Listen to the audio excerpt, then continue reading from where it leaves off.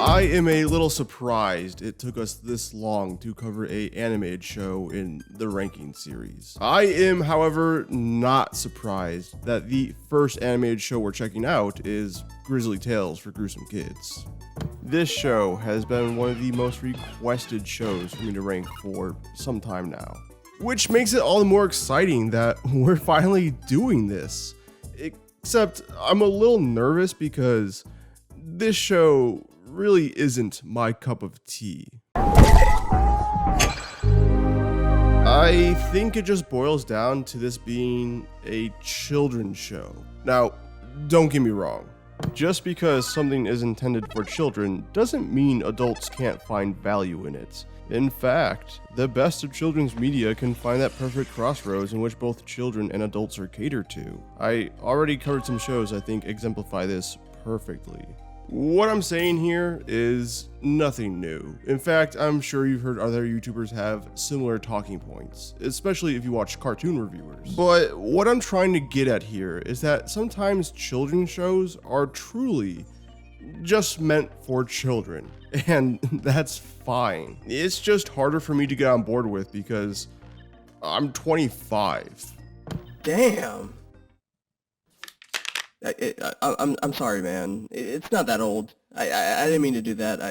I'm just gonna step out real quick. But I didn't hate this show by any means. I don't want to give off that impression. In fact, I actually had quite a lot of fun with it. It's just that I'm not exactly the target demographic for this show. I mean, hell, I don't think the target demographic for this show is the target demographic for this show.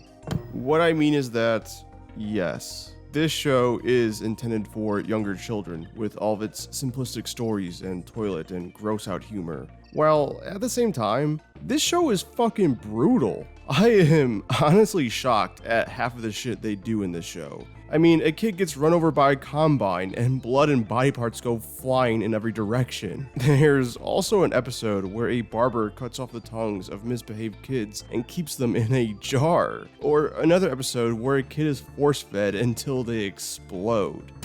You know, I'm actually pretty happy I didn't grow up with the show as a kid because some of these visuals definitely would have messed me up in the long run. But perhaps that's why this is so heavily requested, because it left an impression on you guys, and it's kind of easy to see why. But for those out there who didn't grow up with this show, what's it all about and how did it come to be? Grizzly Tales for Gruesome Kids started as a book series that later got adapted into an animated television series that ran for 6 seasons, spanning from 2000 to 2006. And from what I've read online, these seem to be pretty faithfully adapted stories with just some minor changes here and there. I mean, that being said, adapting these stories must have been pretty easy. These episodes are some of the simplest out there. Honestly, most of these episodes can be summed up in like one sentence. Take the episode Sweets for an example. A kid misbehaves in public too much, so he gets turned into a statue. Or the episode Litterbug, which is about a kid who litters too much and so is taken away by litterbugs. It's simplistic almost to a fault, something I'll touch upon later within regards to how I'm going to be ranking things. But each episode is bookended with these claymation segments that are just charming as all hell. They don't amount to much in the long run, but I love the little shenanigans the caretaker and his pet spider, Spindleshanks, get into. It usually just involves the caretaker torturing Spindleshanks in some manner relating to the episode at hand, but I digress. I kinda just wish this whole show was animated in claymation because, as I'm sure you can already tell, this show looks pretty rough. This is obviously all done on a very low budget. Every episode just loves to reuse certain animation sequences, or backgrounds, or hell, even characters. In a way, it does make every episode feel as if it's part of a shared world, but I mean, come on. There's a very Zelda CGI quality to this animation. It's a complaint, but it's also a positive. Yeah, The poor animation quality has this strange effect of really elevating the creepy atmosphere. Not all the time, mind you. Sometimes it does just look cheap and bad, but they're definitely hitting more pitches than they are missing. And then those last 2 seasons just fuck everything up. Yeah, season 5 and season 6 got rid of the opening and closing segments with the Caretaker and Spindleshanks. Those bastards. But they also transitioned from traditional animation to flash animation. Flash animation isn't inherently bad. In fact, it's come a long way from where it originally started, but this is early 2000s flash animation we're talking here. It's not good. So, of course, there is an overabundance of motion tweening that just looks god awful. And I know I just complimented this show for having bad animation that somehow heightens the atmosphere, but this certainly does not. It certainly made those last 2 seasons a tough watch, but not nearly as tough as the reboot series. Yep. In 2011, this show came back thanks to the help of Nickelodeon, this time called Grizzly Tales, cautionary tales for lovers of Squeam. It's quite the mouthful, but oh my god! What is that? What the hell happened here? Why does it look like one of those animated insurance commercials from the late 2000s? For my own sanity, those will not be included in this ranking video. I just want to rank the original series here, and plus, I don't want to watch that. I mean, if a lot of people ask me to rank those episodes, I will, but it's gonna have to be a lot of people asking for it. And for the record, there are 78 episodes in the original series and 1 special. The 1 special will not be a part of this ranking. It's a standalone thing, and I just like to cover the series by itself around these parts. So, 78 rankings. But here's where I'm gonna switch it up a bit. 78 episodes seems like a lot, and it is, but these episodes are only 10 minutes long, and more realistically, after the intro, outro, and credits, these episodes are roughly 8 minutes long, and if you remember what we talked about so far, these are very simple stories. Meaning, in the grand scheme of things, I really don't have too much to say about any given episode, or at least comparatively so to my other ranking videos. So I'm gonna try out something new that I'm dubbing batch ranking. Basically, instead of talking about each episode and playing an individual ranking animation between every single entry, I will be talking about episodes in batches of 5, and then transition into the next batch of 5 episodes. Not necessarily rapid fire or anything like that, but definitely at a quicker pace than what is normal around here. I mean, you'll see soon enough, there really isn't much to discuss with some of these episodes. Especially because this show aims to teach kids cautionary stories to instill good values into children, and because of that, episode ideas, concepts, or themes kind of get repeated frequently around here. There are a good amount of episodes that revolve around some unhealthy kid making unhealthy lifestyle choices and suffering the consequences for it. On a binge watch like I just went through, it was completely mind-numbing. So we're about ready here, but first, shout out to the channel members for supporting me directly. I very much appreciate it. If you want your name up here along with a bunch of other perks, you can become a member today. The link will be in the description for mobile users. Anyways, sorry for that intro. It definitely went on longer than I expected, but we're finally ready. So just sit back and relax as I rank every single episode of Grizzly Tales for Gruesome Kids from worst to best. Enjoy.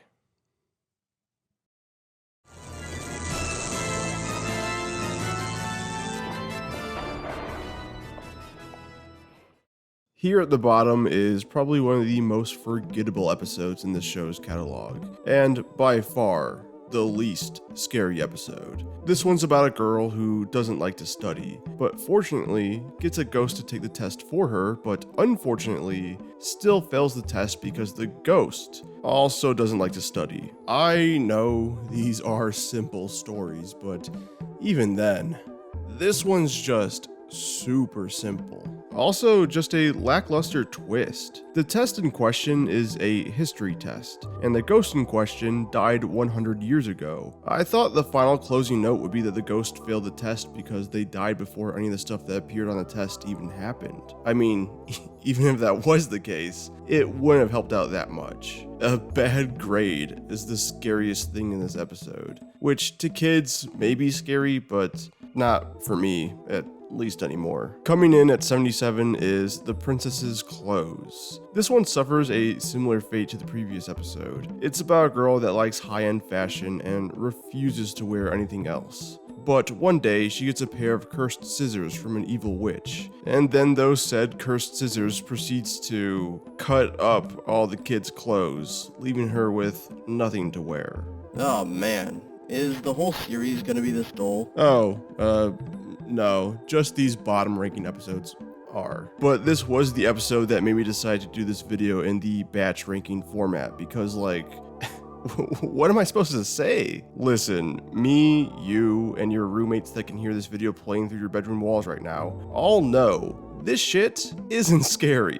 Is it an ironic punishment? Sure, but I think it's doing the bare minimum, especially knowing what this show is capable of. And on a personal note, 90% of my clothes are thrifted, so if this happened to me, I could just replace my wardrobe for like $20 in a Burger King coupon. Oh, honey, it shows.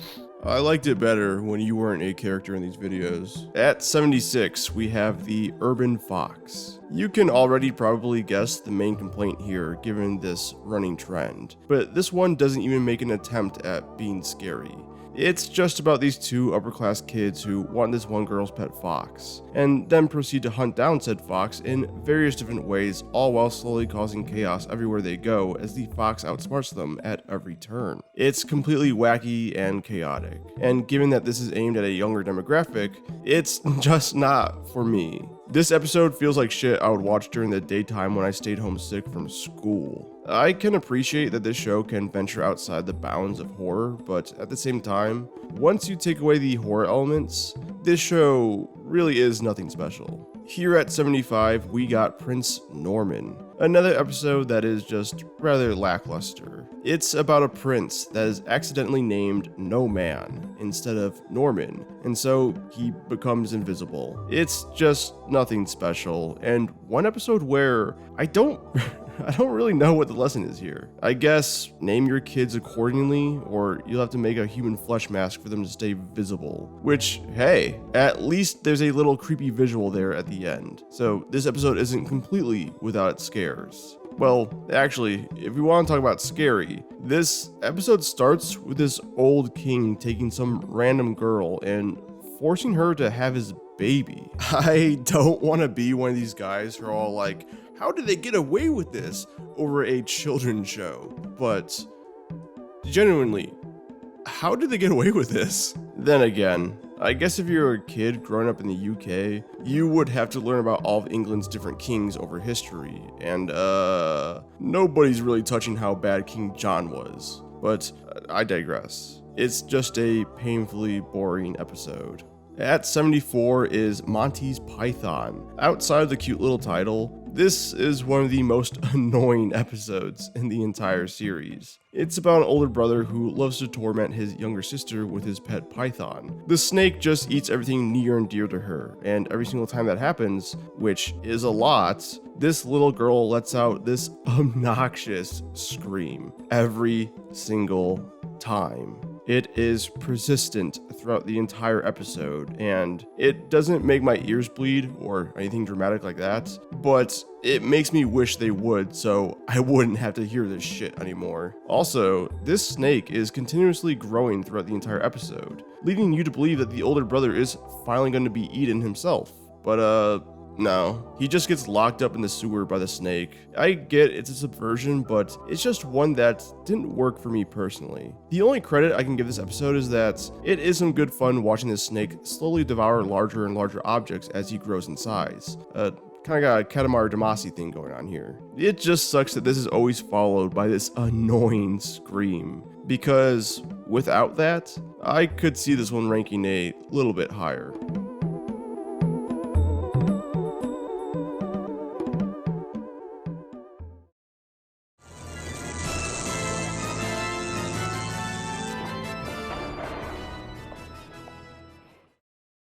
I don't know what the UK censorship policy is like, but an episode following a kid's parents who are nudists would never fly here in the United States. Or if it did, there would be some public outcry from many parents. Not to get too pearl clutchy here, but I am kind of shocked they got away with this. Yo, they got tits and ass up in here? But no, it's still a kid's show in the end of the day. They're gonna censor all the bits and bobs. It's even stranger too, because this episode revolves around this kid getting a girlfriend and is really embarrassed to invite her over because of his nudist parents. Which, like, realistically, the kid could just approach his parents and be like, hey, I'm bringing my girl over, put on some fucking clothes. And the parents, realistically, would just do it, because who wants to be nude in front of some random little girl? Oh my god, they're nude in front of some random little girl. For the record, I don't think anything nefarious is going on behind the scenes here. This show just has a more boyish, juvenile, crude sense of humor, and this episode just plays into that. Anyways, the girl and her family are like, oh, you guys are comfortable in your own skin, so we should be too. And then it turns out that they're all really monsters. And then the kid gets eaten alive. Just a fucking strange episode that I really didn't like. But hey, at least we're actually dealing with some more horror elements now. At 72, we got The Fruit Bat. One of the first of many episodes about kids making unhealthy food choices and then suffering the consequences because of it. In this case, this episode is about a girl who refuses to eat fruit, so she gets turned into a fruit bat. Ironically, now only being able to eat fruit. You'll see soon enough that this is really by the numbers. These episodes have the exact same approach every single time with slightly different outcomes. This one is just the worst of all those types of episodes because it's by far the least visually interesting. It also being a season 5 episode filled with motion tweens doesn't really help itself out either. Also, it's just a strange lesson because, and I don't want to generalize or assume anything, but I feel like most kids out there actually kind of like fruit and don't really have a problem eating fruit for the most part. If you were a kid who had problems eating fruit, let me know in the comments and why. I'm genuinely curious. Is it a texture thing? I bet it's a texture thing. 71 is going to be Kiss and Makeup. It's about a girl who wants to look older so she can kiss boys. So she tries on a series of different makeups provided by this little fairy with two faces, one good and one evil. The evil face ends up tricking her and they end up swapping faces. So now this 11-year-old girl looks like an old hag. This one is just rather boring. The bulk of the episode is just about this girl going out into public wearing makeup, getting rejected, and then returning the next day with even more makeup on. The actual horror elements don't come into play until the very end. Just completely skippable. Coming in at 70 is Superstitious Nonsense, which is about a girl who lives her life completely dictated by a bunch of nonsensical superstitions. Once again, it plays out more like a wacky cartoon you'd watch during the daytime, which is fine, but just not for me. However, despite ranking so low, I do absolutely love this ending. Basically, the whole episode paints this girl as crazy for having all these outlandish superstitions, but at the very end, she ends up breaking 3 big superstitions and then fucking dies by a cow falling out of the sky, complete with just a little bit of blood. It may not be much, but I guarantee you that little visual has been stuck in someone's head since they were a kid.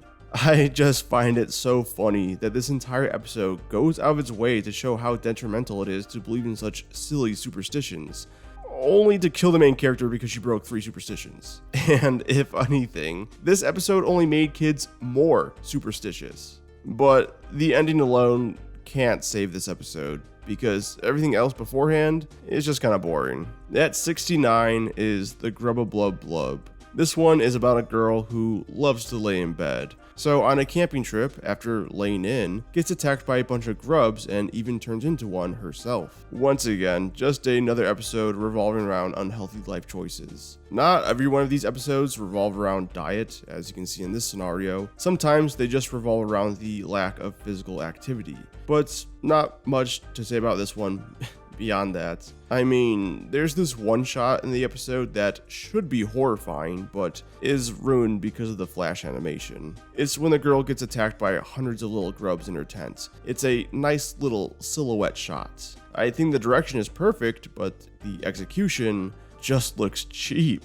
It's an unfortunate problem with this show that 2 full seasons worth of episodes are always going to be held back just a little bit because of these disgusting motion tweens. But let's be honest, this episode isn't this far down solely because of the animation. The story is also just something this show has done plenty of times before. And with this episode being so late in the series' history, it was rather tiring seeing the same plot beats unfold in a similar manner to the rest.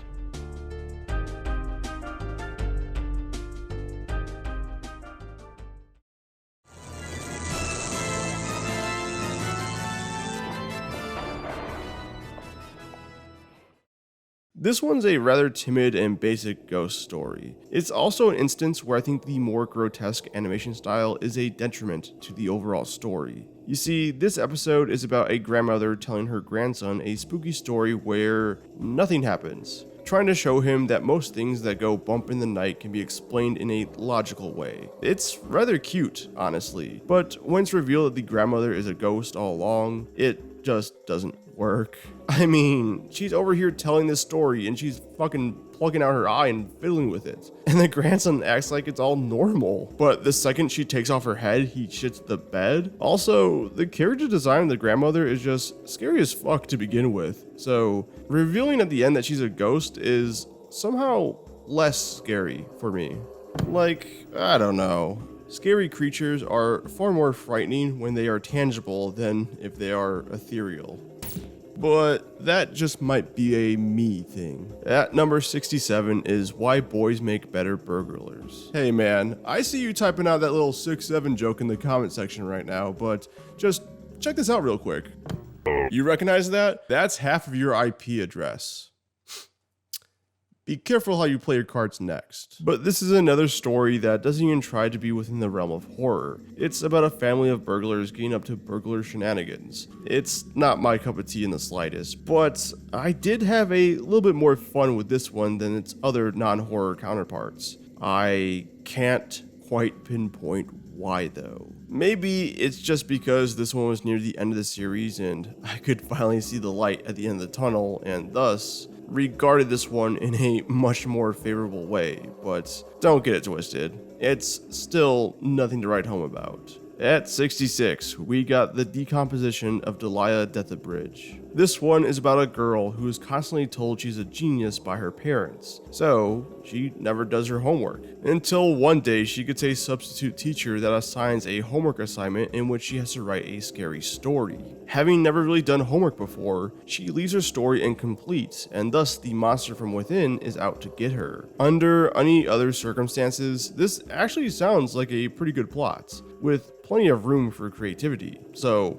what happened? We barely do anything with the central concept. I know these are 10-minute episodes, but they really did have plenty of time on their hands here. And instead of having fun with this idea, we spend most of the episode showcasing how shitty this kid is. And like, we get it. This is a problem that actually kind of plagues the entire show. Not all the time, mind you, but more often than not, an episode spends a majority of its runtime showcasing how bad the main character is. It can actually be done within service to the story. You'll see some examples later, but when done poorly, you get an episode like this. Here at 65 is The Locked Door, which is about a family moving into a new place with a mysterious door that's been locked for 75 years. Spooky and mysterious stuff happens throughout the episode, all within relations to this mysterious locked door. But then it's revealed that there's actually just a person stuck behind that door this entire time and was unable to get out. It's a cute little twist, but then it turns out he's also a ghost. Like, okay, the big reveal is that, oh, there's no ghost, it's actually just a person behind that door, which is a pretty solid twist. But then the episode tries to have its cake and eat it too, by then also just revealing that he's a ghost. And it's not like the rest of the episode was much to write home about either, making this ending ultimately flop even harder. Moving to 64, we got the Piranha Sisters. The older sister likes to torment the younger one, and so she gets eaten alive by piranhas. You know, it's funny. This show is very German with its approach to cautionary tales. Like that one story about the boy who sucked his thumbs, so his thumbs get cut off. Just very direct, to the point, and really brutal. There are some other elements at play here, like this green skeleton specter that warns the older sister to stop tormenting her younger sister. But did it really add anything to the episode? No, not really. And do I have anything else to say about this episode? No, not really.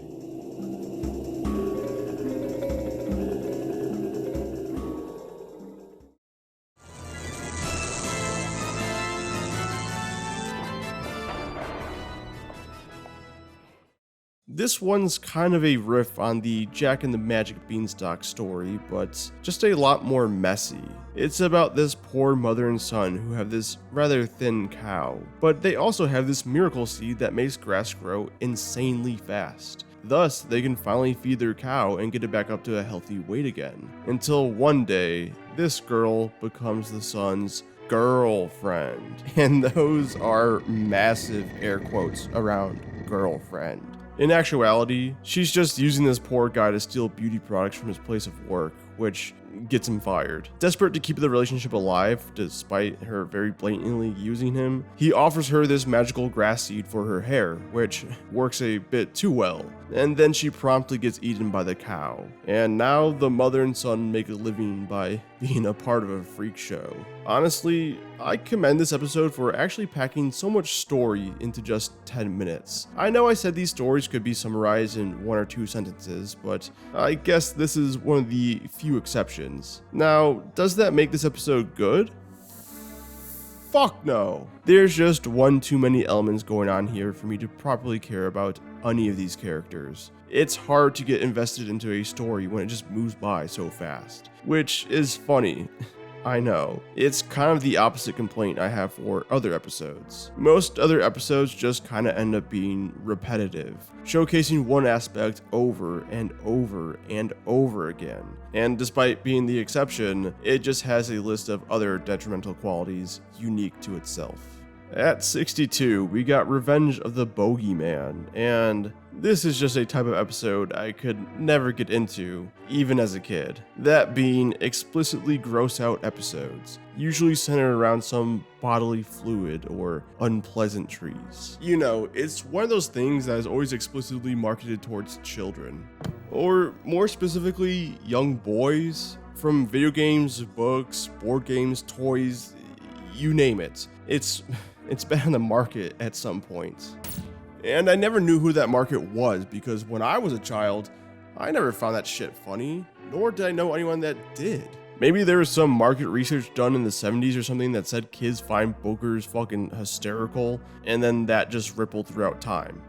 I don't know. Anyways, this episode is about a kid who picks her nose too much, and so the bogeyman turns them into a booger to show them what it's truly like. Despite the gross out humor and visuals, I do have to admit, it is a strangely fun time. I think this episode just has such a kinetic force behind it. Once it gets going, the momentum never slows down. It just activated some neuron in my monkey brain, but there was at least an ounce of fun to be had here, and I can appreciate it just a little bit. At 61 is The Dumb Klutzes, which is an episode about a dumb family who believes everything this mysterious stranger says and thus does everything he tells them. Well, turns out it was all in preparation to be eaten by this giant cyclops. Now, I think this episode actually has a lot of potential, but I think it's sullied by its presentation style. From the jump, we are told that this family is fucking stupid, and that this stranger is a bad guy. And every task they do is clearly in preparations for their detriment. Which, I don't know. I think it would be a lot more fun if this stranger was more ambiguous with his motives. Or if these tasks weren't obviously a bad thing. You know, it would just add this great air of mystery to the whole thing. I think you're asking too much for a children's show. Yeah, well, I asked a lot out of Martin Mysteries, and every episode just delivers. In at 60 is Dr. Moribundus, which is an episode about a kid pretending to stay home sick from school and so gets the big needle. And that's kind of it. It's just a simple and rather tame episode for this show. But I kind of liked it just a little bit because I think this is such a shared experience amongst kids. I mean, I think we all try to stay home from school pretending to be sick, and only really gave up the whole act once our mom threatened us with a doctor's visit. And maybe it's just the simple subdued nature of this episode that made those memories and feelings come rushing back. I don't think people will find the same value that I did in this episode, and even if you did, there's really just not much here. Here at 59 is Wolfchild, which is an episode about a kid feeling ignored by his parents after the birth of his little sister, and thus starts acting like a baby to garner their attention. And then he starts slowly actually turning into a baby, and then is killed by wolves. Well, actually, this is one of the very few, if only, episodes that actually end on an ambiguous note. The episode ends by stating that nobody knows if the wolves killed the kid or whisked him off and raised them as their own. And you can argue and say that this sort of ending was put into place because they didn't want to outright kill a kid in a children's show. Brother, this is Grizzly Tales for Gruesome Kids we're talking about here. Not only will they kill a child, they will kill a child in the most inhumane way possible and show it. But I actually like this. This show usually ends each episode as airtight as they can. This kind of who truly knows kind of ending isn't really special for other series out there, but for Grizzly Tales for Gruesome Kids, it was a really nice change of pace. But as far as the rest of the episode is concerned, it's kind of annoying. I mean, it's just a lot of this kid whining and acting like a baby, even before he turns into a baby. It's nothing special before that ending.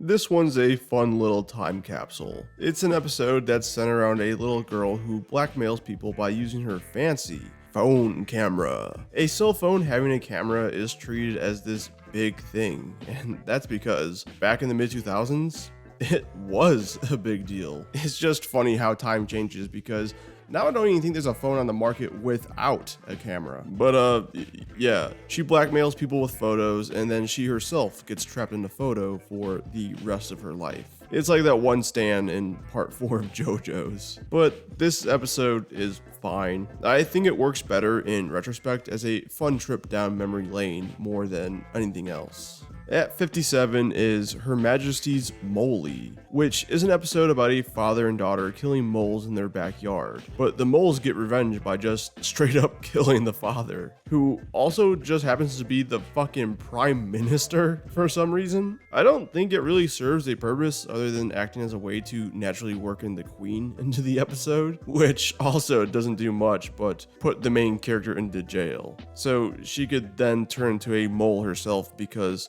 of some mole voodoo or something. Listen, this episode is a mess, but it's a fun mess. 56, Cat Burglar. This episode follows a little girl trying to make a quick buck by trying to collect a reward on a missing cat by trying to pass off a myriad of different things as the lost cat, including the actual real cat itself that she has to stuff because it fell to its death and got flattened like a pancake. Shit just kind of happens in this show, doesn't it? The main character in question is then killed at the end of the episode by a tiger. You're proving my point. I just found this one rather disturbing. I think just seeing this other girl genuinely distraught over her missing cat who gets increasingly upset over our main character's schemes is so disheartening to watch. And then all the mangled cat corpse stuff on top of that is just horrific. Honestly, the girl getting maimed by the tiger at the end is kind of the tamer stuff in this episode. At 55 is Dirty Birdie. It's about a kid named Birdie who, well, is dirty because he refuses to take a bath. This leads to a whole debacle where he runs into an alien trying to escape an arranged marriage to this corpse lady, who then said corpse lady shifts focus to Birdie and finds him attractive for how smelly he is. And Maybe Artie was right. Shit just kinda happens in this show. This episode is just below average. I was ultimately a little disappointed because I am a big sucker for aliens. I love these little guys in any form they take on. But this episode kinda has nothing to do with aliens. And at 54 is gonna be Bessie O'Messy, which is an episode about a girl named Bessie who is messy. Oh, gee, really? Thanks a lot, jackass. Oh, fuck you. Look at this. We're back to fighting again. I think everything's gonna be just alright between us. But amongst her messiness exists a group of leprechauns that try to make her their slave. And when she refuses, they just try to kill her by eating her. And while she escapes the leprechauns, she ends up in the wash and shrinks in the process. I'll give the episode this. It's at least creative, but unfortunately is just a bit below average for me. The sense of escalation in this episode is just kind of non-existent. 1 second we're just in a messy bedroom, and then the next second we're fighting leprechauns, and then that's kind of it. Overall, it just kind of feels hollow.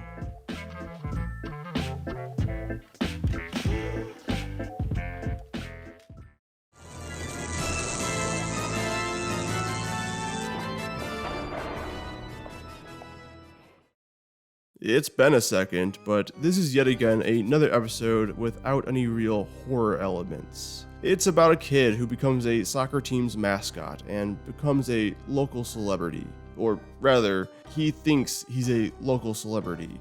The truth is, nobody cares. But the fame goes to his head. And to keep up appearances, he blows all of his dad's money on a multitude of different things. Keep in mind, the dude only ever got paid $20 to be the mascot. I mean, $20 is $20. Anyways, all of this ends with his head shrinking. It's like the exact opposite of that GoldenEye cheat code. I think this one ranks higher than the other non-scary episodes because, I don't know. It was kind of fun to see what this kid blows his, or rather his father's money on.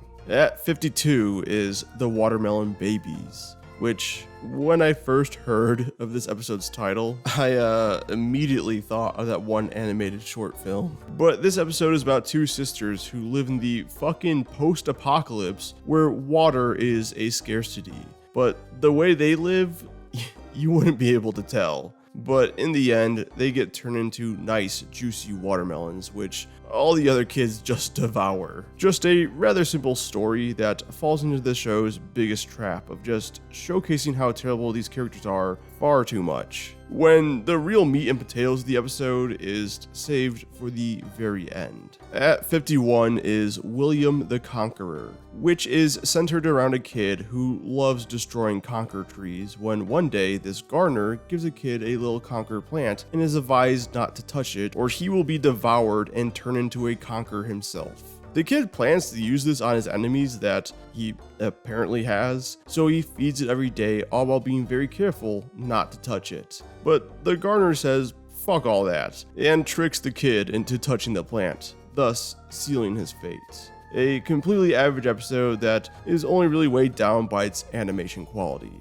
It's a season 5 episode, so yeah, very unfortunate. Here at 50 is Silence is Golden, which is a story about a noisy girl that is turned into a golden statue by these two librarians and then dumped into the ocean. Now, these two librarians completely make this episode for me because the alternative is just this girl shouting every single line. But these two are perfect. I love the way they contemplate on how they should off this girl, all because she's breaking the cardinal rule of the library. And they're not like sick and twisted or anything like that. It's just that they're old and they're fucking tired of this girl screaming all the time, which I would be too.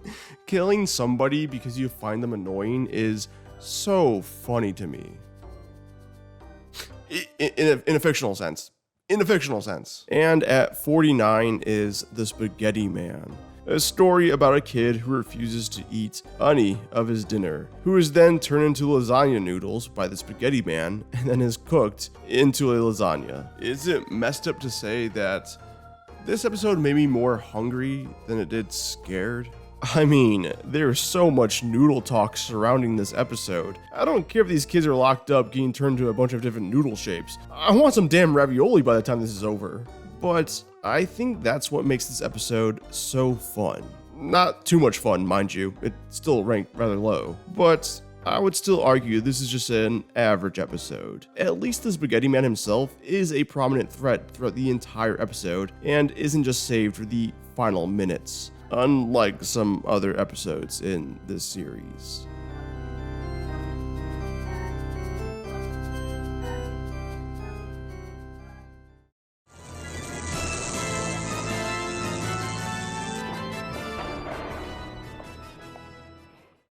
This one's kinda got a backwards message, because it's about this kid who gets these magical shoes that make him run fast, and thus, he just cheats in a bunch of races. However, this kid doesn't really get punished in the end. This other kid who steals his shoes for the big race does. And I get it, this character is really vain and braggadocious about his running skill, and technically, he does cheat himself by stealing the shoes off the main character, but I don't know. He only cheated because the main character was cheating in the first place. And I know, two wrongs don't make a right, but at the same time, this dude trained really hard to run so fast. So yeah, he should be rightfully pissed off over some chump just randomly showing up and winning races because he cheated with magical shoes. I think ideally, both should have suffered some consequences for their actions. Other than that though, this is just another simple, fun, and average episode. It's not an original concept by any means. There's actually plenty of cautionary tales out there about kids getting shoes that make them run fast, ironically enough.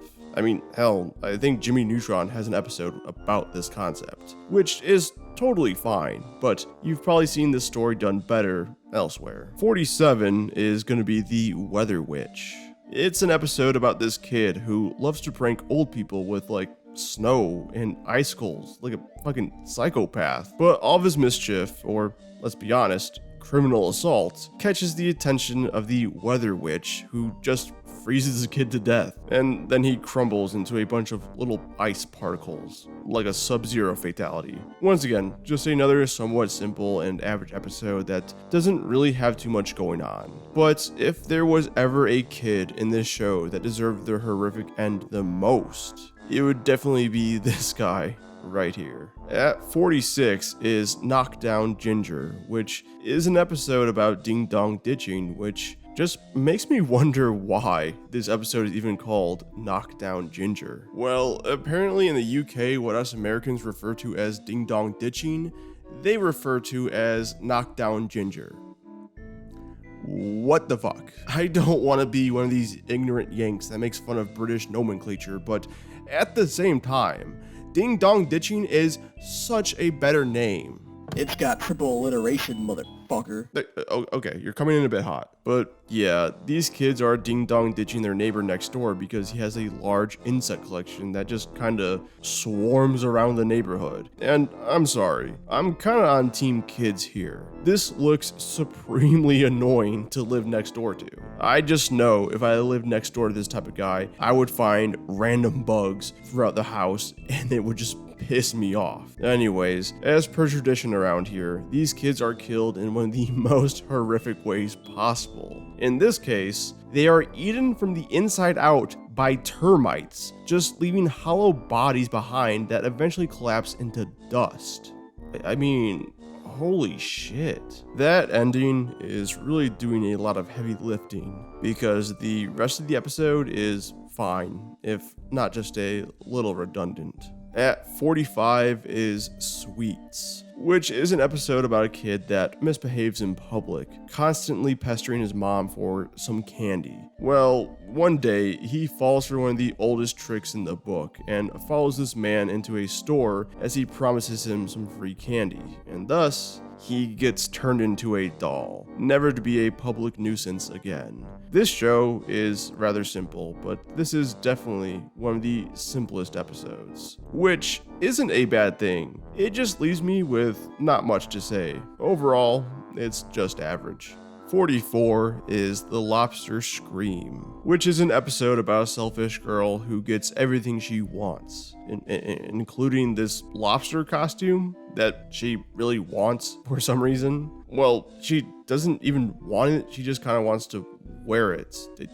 I don't know. She kind of dug her own grave with this one though, because a bunch of lobsters carry her off and boil her alive. Does anyone die in a humane way in this show? Ironically, boiling alive is probably one of the more humane ways to go out in this show. I'll be honest, this is one of the last episodes in the entire series and I was a little checked out at that point. So perhaps it ranked a little bit higher than it should be, but I thought it was fine.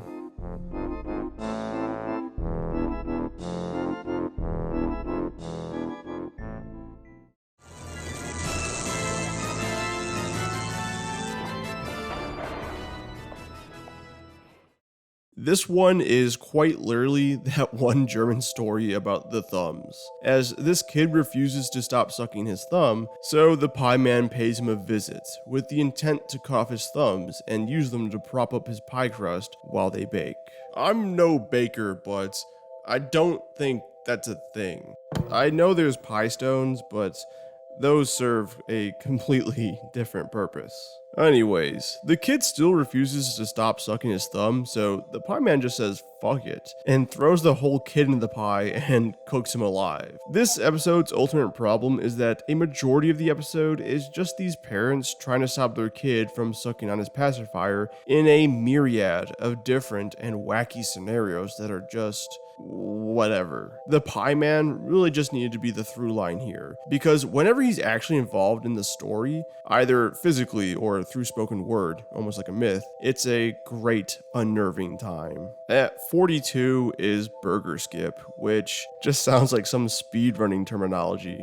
Alright, so we're gonna go for Burger Skip right here. If I hit this, I save about 2 seconds, but if I fail, it actually bricks the entire console. But it's worth it, so here goes right here. Fuck.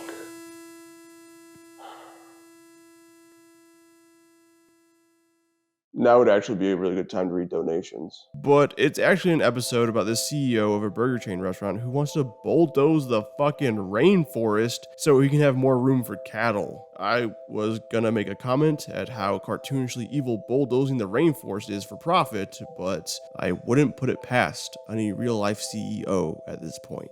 But this leads to a problem, because now all the cattle and burgers start sprouting trees from them, completely tanking the business in the process, and just for good measure, these tree people end up kidnapping the CEO, ironically getting off way easier than any other characters in this show. I love episodes in this series that actually aren't centered around children. It just shows off another side of the series that we don't get to see all too often. But even then, they still have like this little subplot about this little girl that kind of goes nowhere and derails the episode. I guess they still wanted a child perspective in this story, but it just seems so mismanaged and ended up being a rather large detriment in the end. At 41 is Simon's Soul, an episode about a kid who doesn't want to move, so he locks himself in his bedroom, but then is unfortunately tricked by trolls, or trolled, I guess, disguises his parents and is eaten alive. This is one of those stories that could work a lot better in literally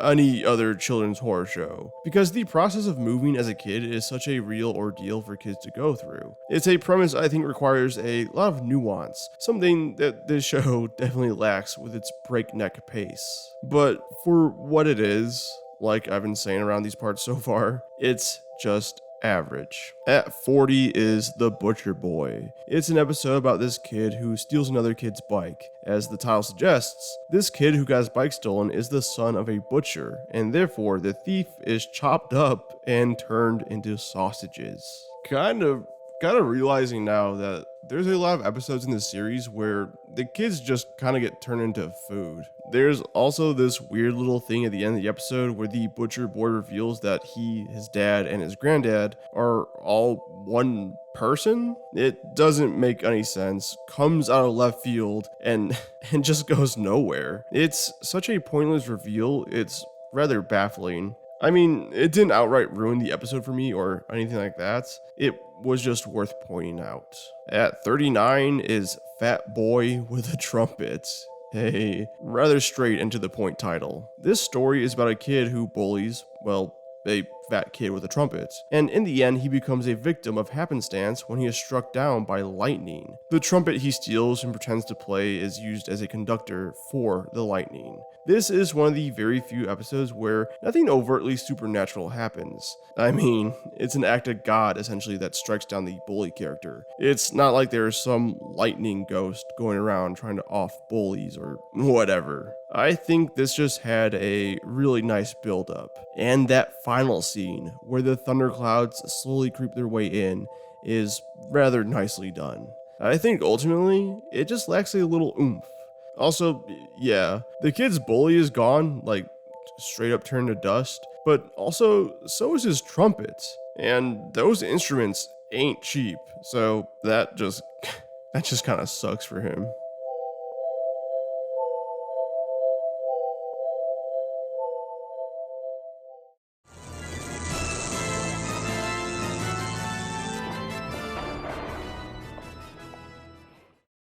The new nanny is actually the first episode in the entire series. It didn't put its best foot forward, but it also didn't put its worst foot forward either. I think this is the most average episode in the entire series, the one true barometer in which we can judge every other episode through, which is actually just really fitting that this just so happens to be the first episode. It's about two kids who treat their nanny like shit, really in any form too. Snake nanny gets beat up, the spider nanny gets slapped around, and it's not until the alligator nanny where the kids are finally put into their place, and no, they actually don't die.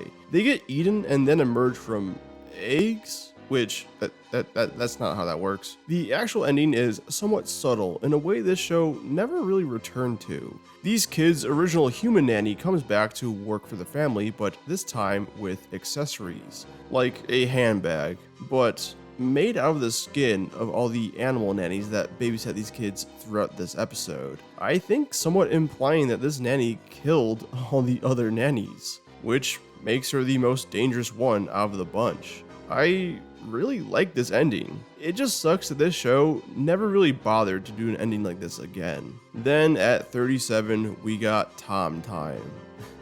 That's right. We went from the very first episode in the series to the very last episode in this series. It's just a fun little coincidence, I guess. And this one's actually pretty haunting and kind of feeds into one of my biggest fears that I had when I was a small child. And that's the fear of being left behind. You see, this episode revolves around this kid named Tom who, no matter what, is always an hour late to everything. So one day when the earth is set to blow up, Tom is the only one left behind while everyone else escapes. And I mean, it's not like this fucker just slept in or anything like that. The dude woke up in time but insisted on making himself a little breakfast first. I guess you can enjoy beans on toast in the afterlife.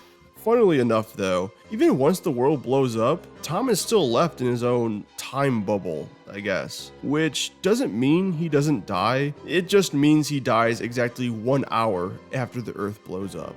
So the dude was even late to the end of the world. It's actually a horrible fate if you think about it. Not only do you witness everyone evacuate Earth and see Earth itself blow up, but then you're just left floating around in space, left to your own devices. I think that's one of the worst ways to go out in this show. Just the pure existential dread alone is kind of horrific.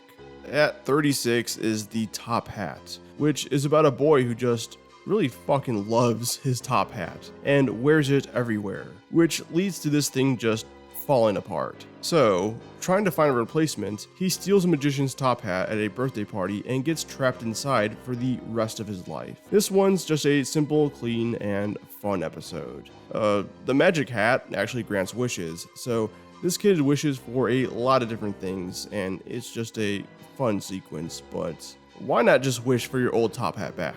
I guess in this kid's mind, the magic hat he stole was now just his, so maybe that thought of wishing his old top hat back didn't necessarily cross his mind. I kinda call bullshit though, because if this kid was so obsessed with this old top hat and he wore it everywhere, wouldn't that be his first thought, and therefore his first wish? Dude, it's a kid show.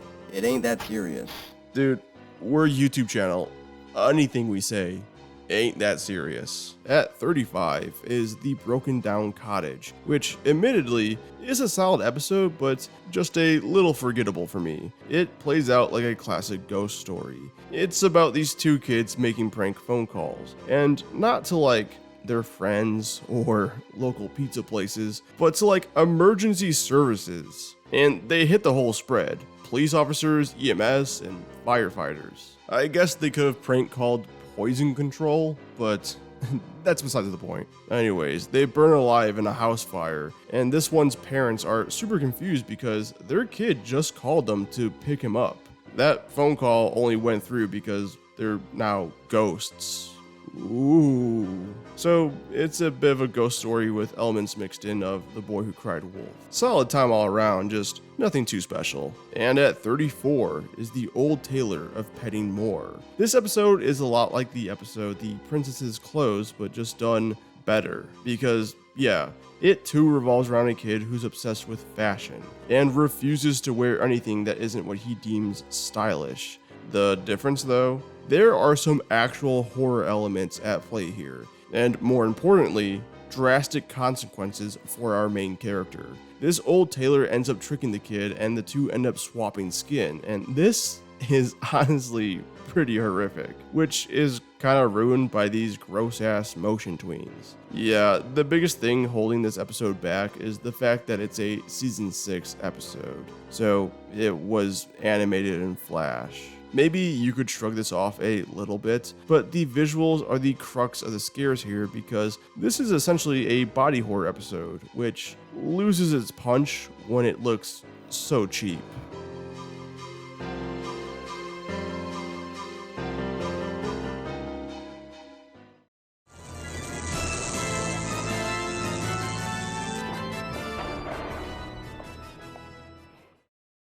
Not much to say about this one. It's about a clumsy kid who is given a statue, and if they break said statue, they become a statue. You want to take a guess at how this episode ends? Yeah, they become a statue. It's a solid, super straightforward episode. I think it stands out a little bit more for me personally just because of all the carnage that goes on. I mean, this whole house gets absolutely destroyed by the end of the episode, and it's such a fun escalation of events. At 32 is Head in the Clouds. It's about a kid who daydreams too much and so he loses his head. In an attempt to reattach it, he visits this one guy who just so happens to offer such a niche service. However, he must clear out all the clouds in this kid's head first. And once he does so, the kid gets his head back in a box but loses the key to open said box. Therefore, forever being stuck with his head in the clouds. Except like, just hire a locksmith. This episode may lack in the scare department. I mean, the decapitation is more humorous than anything else, but I found the journey a fun time regardless. Coming in at 31 is Death by Chocolate,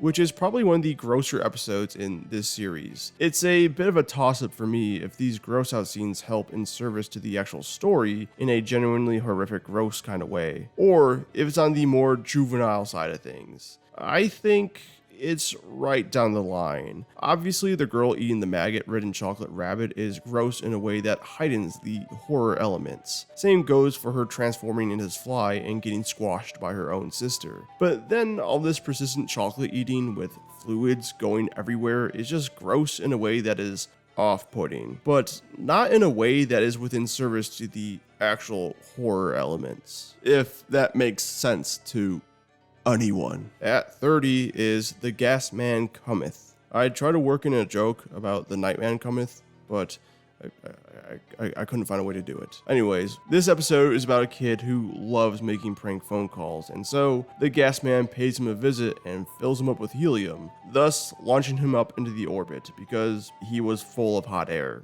You get it. Now, this is a rather strong episode, mainly because the actual sinister threat of the gas man is persistent throughout the entire episode, or almost the entire episode. And he's given some pretty eerie visuals and voice lines. It just goes to show that these episodes can be so much better if the evil bad character or monster is actually like relevant to the story. At 29 is The Childhood Snatcher, which is a story about a dad who wants to be famous but never achieved such dreams. So he forces his own dreams onto his daughter by just teaching her advanced physics at a young age. Of course, this doesn't work, so a deal is struck with the fucking childhood snatcher, and then the baby becomes a super genius. I mean, at the age of 3, she becomes the fucking prime minister, and therefore fulfilling her dad's dream. But all this comes at a cost. As per the deal with the childhood snatcher, this baby turns into an old lady, robbing her of her childhood, sure, but also like her teen years, her young adult life, that holy shit, I'm in my 30s, what the hell am I doing with my life phase,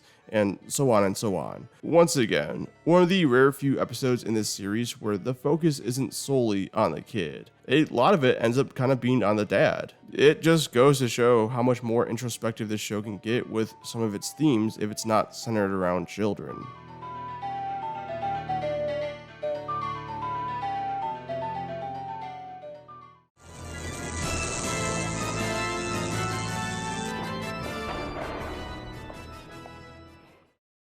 As the title suggests, this one is about a kid that cries to get her way, and thus attracts the attention of a crocodile, and gets eaten. I think we're finally hitting that point in the video where you guys not only get how simple these episodes are, but how similar these episodes are to one another. So this one's solid, it just didn't wow me. At 27 is Jamie's School Dinners. This one is about a kid named Jamie who refuses to eat the school's healthy lunches because all he wants to do is eat chicken nuggets. So he is force-fed chicken nuggets until he fucking explodes, and then all of his bits and pieces are used to make chicken nuggets out of him. Even when I think I have the show figured out, it still surprises me. It's a fun little play on the whole "you are what you eat" saying, as well as just being supremely grotesque. Once again, I hate that this is a common complaint, but this is a season 6 episode, so that flash animation is really holding it back here. At 26 is The Clothes Pigs, which is an episode about a kid who leaves messes everywhere he goes, you know, living like a pig essentially. And so therefore, a bunch of actual pigs track him down and just eat him alive. Once again, there's been other episodes just like this one. I think this one's just a little more visceral because, I mean, it's a group of pigs. I don't feel like that death is going to be fast or painless in the slightest. At 25 is The Giant That Grew Too Big for His Boots, which is about a giant that grew too big for his boots. Or rather, it's about a kid that eats all day and continues to grow and grow. I mean, by the end, he's just straight up bigger than the Earth itself. But he gets poked by a space probe that makes him deflate all the way down to the size of a snail. This one's just a fun one. The gradual sense of scale we get with this kid slowly becoming a giant is just a treat to watch. I think the one thing holding me down personally is some of the more gross out sort of toilet humor in this episode. Once again, that just does nothing for me. And at 24 is When Bedbugs Bite. Oh, let me guess. This episode is about a kid that dies to a bunch of bedbugs, or becomes a bedbug. Technically, you're right in both regards. This episode is about a kid with a bad biting habit, and not like, oh, he bites his fingernails too much or anything like that. I'm talking, he just goes around biting anyone or anything. I mean, this episode states that his parents live in fear because of their own kid. Anyways, a bedbug dressed up as an exterminator ends up turning the kid into a bedbug and, well, exterminates him. It's funny too because, you know, every kid in this show gets what's coming to them, but even deservingly so, there is this slight subtle sense of pity that usually underlines the ending of these episodes. But not here though. This episode really paints the ending as a good thing that this kid was taken out. I mean, his parents are happy now. And yeah, I agree. That kid was a menace.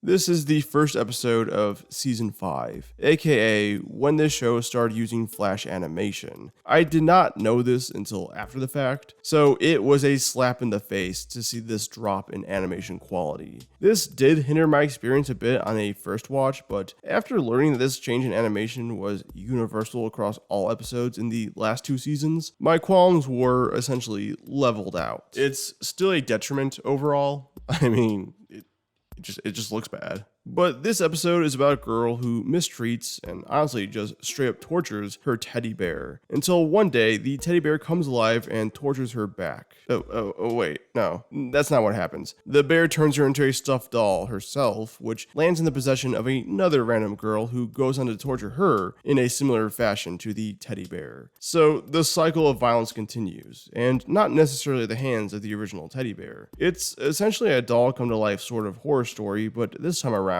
the killer doll actually succeeds in their plans and isn't foiled at the last minutes. At 22 is It's Only a Game Sport, which is about a kid that's a sore loser, and I mean shit. I don't think that label does it justice. This dude, if he loses at something, just straight up gets violent. I mean, he gets expelled from his school and everything because of these outbursts. But since being expelled, he just takes all that hostility and turns it on his sister and just torments her. But fortunately for her, through a little bit of trickery, she ends up feeding her brother to the snakes that happen to live right outside their home. Just a pretty solid story overall, but I just gotta make a note about the animation in this episode. I've talked plenty of shit about how bad the Flash animation can be, but even before the switch over to Flash, the animation was never the best. However, for some strange reason, the animation in this particular episode is, I think,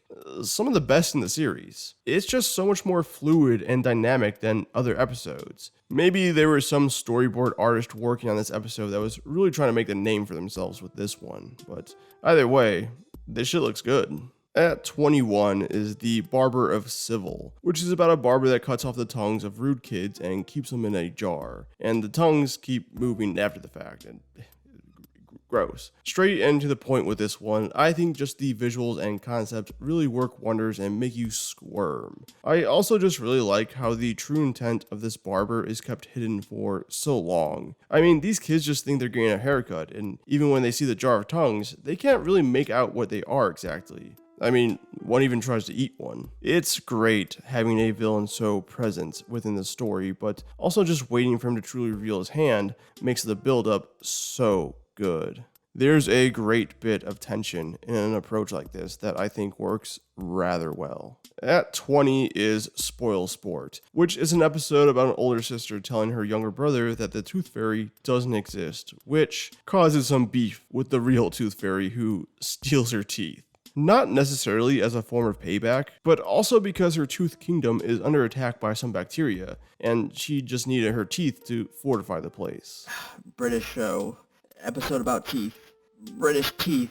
I'm really trying to come up with a joke here. Nobody is asking you to. Of course, our main character refuses and gets turned to goop by the bacteria. Admittedly, this episode is kind of all over the place. It's such a strange setup to get to all this Tooth Fairy stuff. But I think the ride is so fun regardless, it doesn't matter how messy it is. Plus, if you suffer from odontophobia, this episode might make you cringe. Like actually cringe. And at 19, we got Bogman, which does such a good job of playing on the whole primal childhood fear of something coming up from the toilets. In this case, an old ancient sentient skeleton who actually has some backstory. Like, this skeleton was once a caveman who was murdered, and all these years later, he's trying to locate his killers. And even though it's not much information, it's still captivating. I think this just showcases that even if there's not a lot to say about a character, just a little bit is enough. Especially if these episodes are only 10 minutes long. But other than that, it's a nice, fun little action horror romp.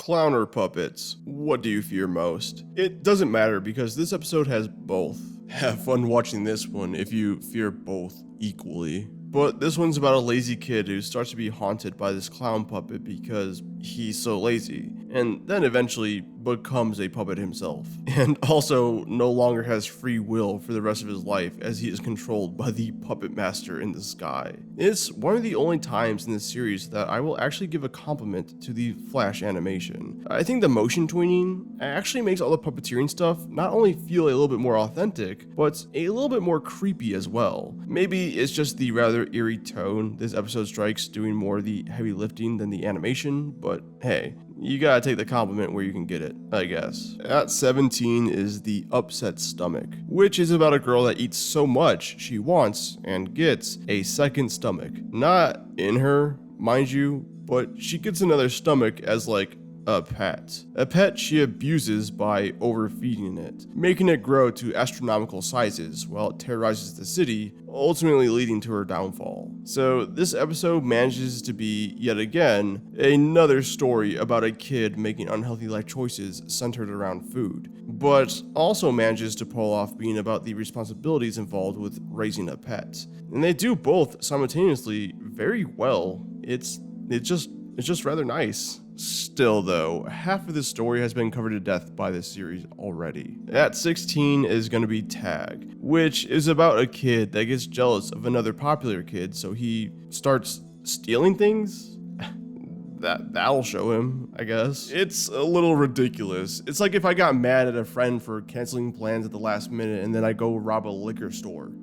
The two don't correlate. But one day he steals some clothes from a locker room, which was actually a trap set by a ghost, because slowly name tags start appearing all over this kid's body. They are indestructible, impossible to remove, and if you even attempt to do so, they just secrete pus everywhere, which has to be one of the grossest visuals in this entire show. But of course, I consider this one a pretty good episode. As most of you guys know at this point, I am a pretty big fan of body horror. At number 15 is Jack in the Box, which is centered around a kid who loves to interrupt conversations and loves to show off his gross infected foot. Put that shit away! But during a birthday party, a magician turns him into a ventriloquist dummy with a zipper around his mouth, forcing him to never speak again. Or I guess just never really do anything again. Just another super simple story that is straight and to the point that is overall pretty good. And at 14 is An Elephant Never Forgets. This one's a little wild and goes in a completely different direction than I initially thought it was going in. It centers around a rich family who go elephant hunting, but locals remind them that, hey, elephants are illegal to hunt. So they go home empty-handed, but the dad just decides to buy an elephant's foot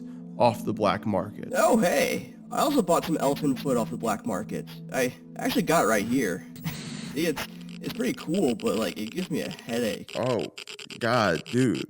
I'm feeling nauseous all of a sudden. But this elephant's foot comes with the power to grant wishes? So despite literally being rich, these kids just wish for a bunch of bullshit, all while being haunted by the baby elephant with a missing leg? Oh my God. Eventually, these kids just wish for an elephant and they get squashed to death, and now haunt the house and their parents. This is just a fucking wild episode, and I kind of love it because of it.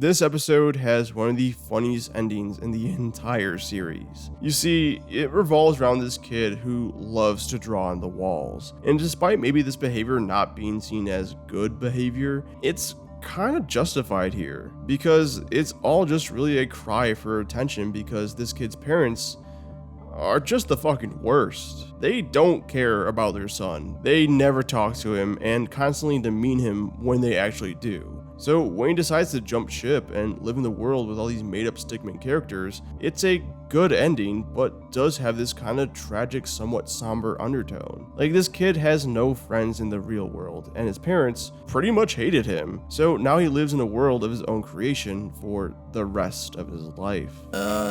I thought you said the ending was funny.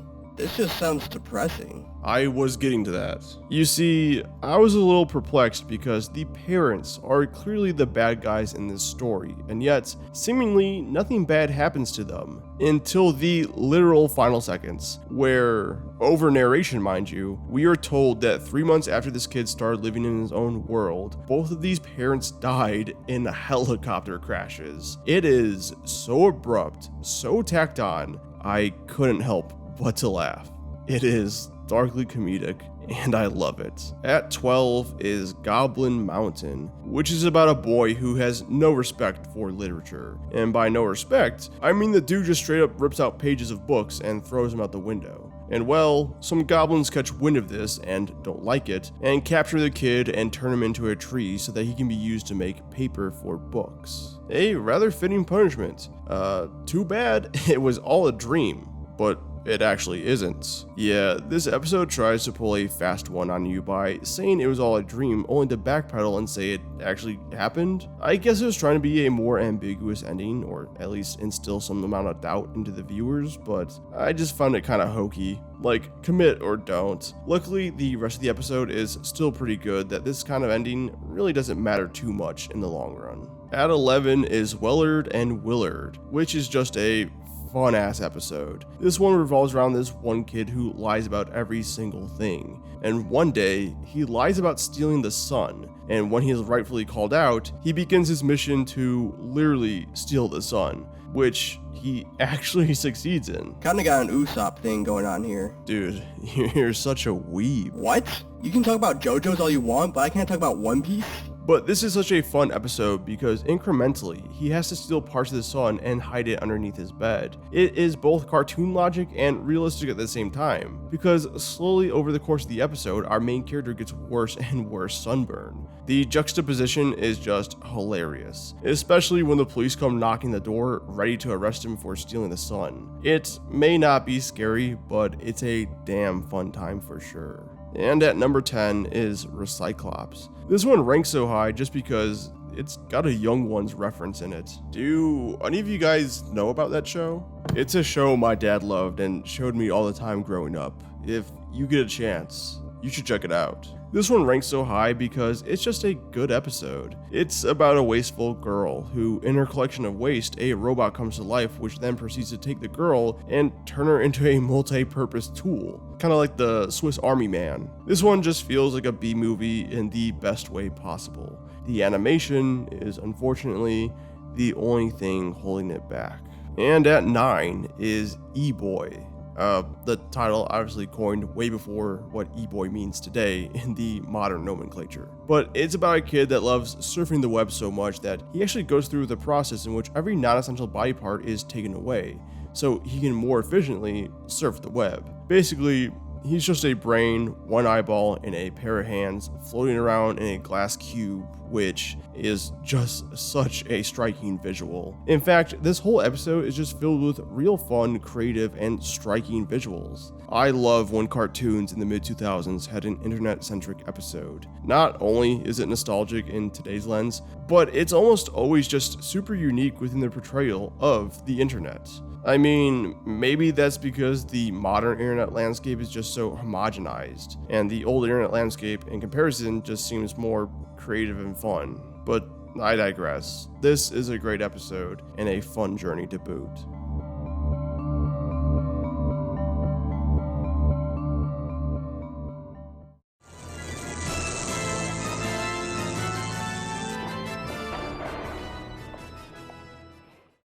This is one of those episodes that is played so lightheartedly, which is great in contrast to its more gruesome plot.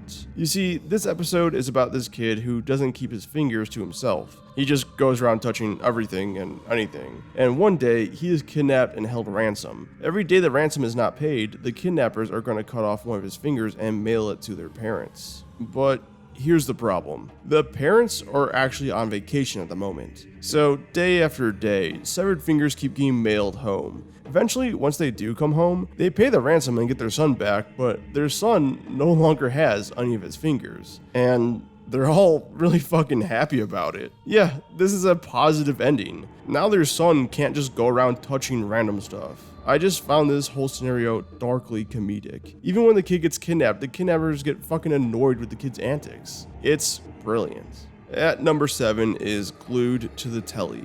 This one's in a similar vein to the E-Boy episode, but instead of being addicted to his computer, this kid is addicted to TV. Or, the telly. But he eventually gets sucked into the television and has a romp around various different television shows, all while at risk of turning into a potato chip.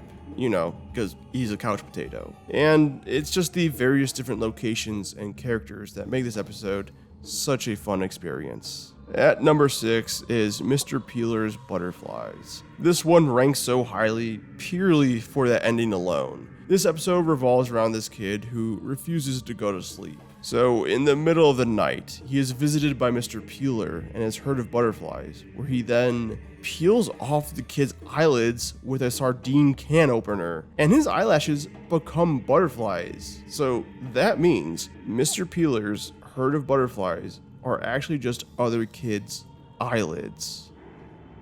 What the fuck?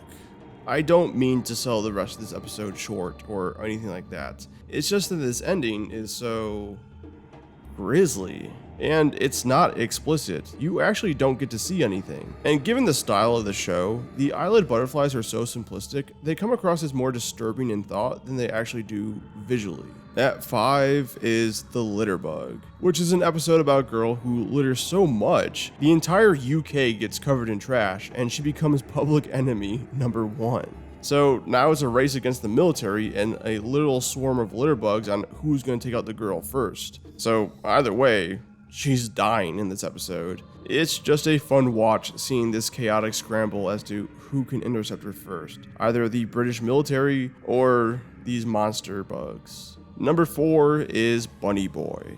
This is the episode I talked about in the intro, showcasing how brutal this show can be, so yeah, just to reinstate. This episode is about a kid who won't eat his vegetables and then later on gets run over by a combine with blood and body parts flying everywhere. Once again, I'm pretty shocked they got away with this in a children's show. But this kid got ran over at the same time that a bunny did, and the doctors sewing this kid back together couldn't tell the difference between human parts and bunny parts. So they end up making a human bunny hybrid and revoke those doctors' medical licenses. They should not be practicing. The fuck do you mean you couldn't tell the difference between human and animal parts? One has fur! Anyways, the ironic twist here is that now the kid only eats vegetables and probably only has 2 weeks left to live. I mean, this is practically a homunculus at this point. These doctors can't play God like this.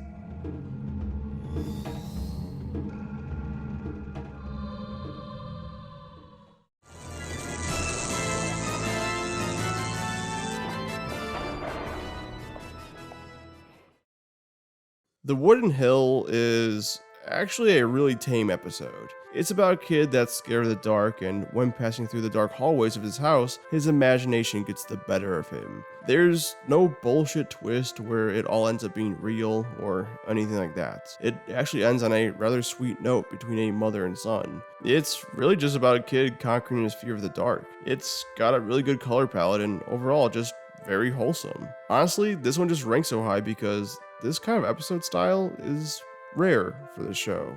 Number 2 goes in the completely opposite direction though. This episode is fucked up and disturbing in more ways than one. Usually something horrific happens at the very end of these episodes, but in this specific story, the whole thing is just unnerving. It's about this kid who loves to torture spiders, and one day tortures and kills this pregnant spider by essentially cooking it alive, and he takes pleasure in this. I just feel disgusting even watching this. But then these unborn spider babies become ghosts and enter the main character's chest and completely entangle his insides in web. And worst of all of his symptoms he describes about the spiders being in his body are very similar to cold-like symptoms, meaning I'm willing to bet that there was a whole slew of kids in the UK that woke up feeling sick and then cried to their parents because they were scared about having ghost spiders infesting their bodies. I mean, shit, I would if I saw that episode at a young age.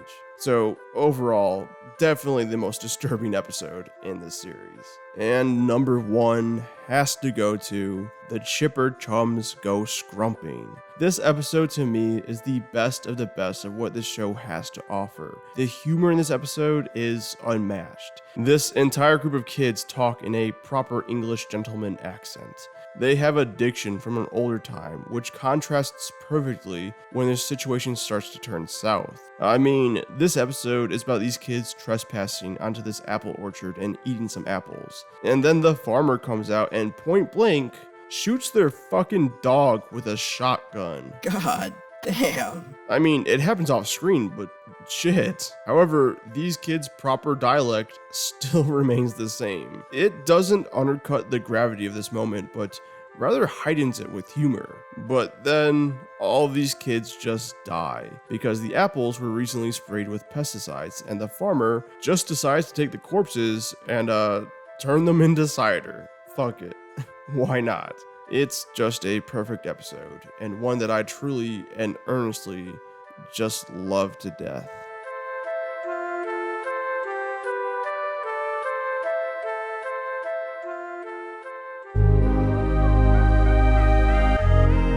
So that was Grizzly Tales for Gruesome Kids. Once again, I had a lot of fun with it, but I don't really think I'm within the age demographic to fully enjoy it. I mean, I probably would have loved this as a kid, but just not as an adult. Anyways, I'll see you guys next time where we'll be, I actually don't know. This is the first time in a while where I don't know what the next ranking video is going to be. So, you want to close this out by saying something funny, Artie? Isn't that just lovely?